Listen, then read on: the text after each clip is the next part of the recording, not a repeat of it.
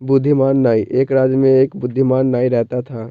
वह बहुत बुद्धिमान था। उसकी बुद्धिमानी की चर्चा बहुत राज्यों में फैली हुई थी। वह सबको अपने बल या धन से नहीं, बुद्धिमानी से हराता था।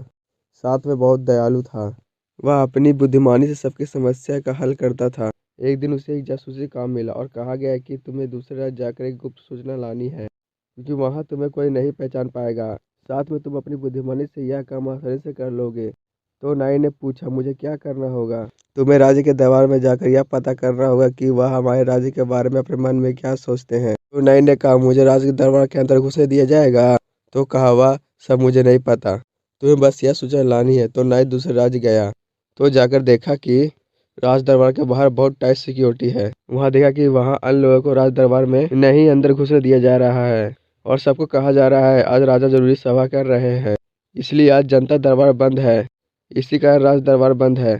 तो नाई ने सोचा, मुझे आज ही राज दरबार में जाना जरूरी है, क्योंकि यह सूचना मुझे आज ही अपने राज्य में देनी है। यदि मैंने यह काम नहीं किया तो सबको मेरी बुद्धिमानी पर शक होगा। तो नाई ने सोचा, मैं राजा से तो नहीं, लेकिन उनके अधिकारियों से तो मिल ही सकता हूँ।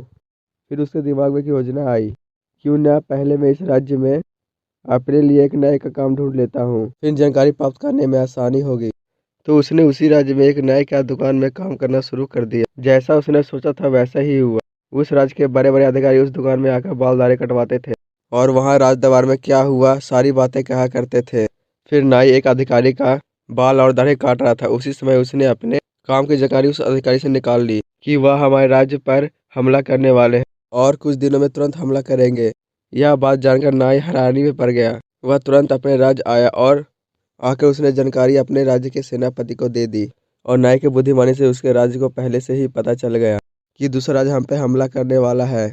और यह जानकारी प्राप्त होने के कारण उन्होंने पहले से ही तैयारी कर ली और नाई की बुद्धिमानी से उनका राज्य जीत गया।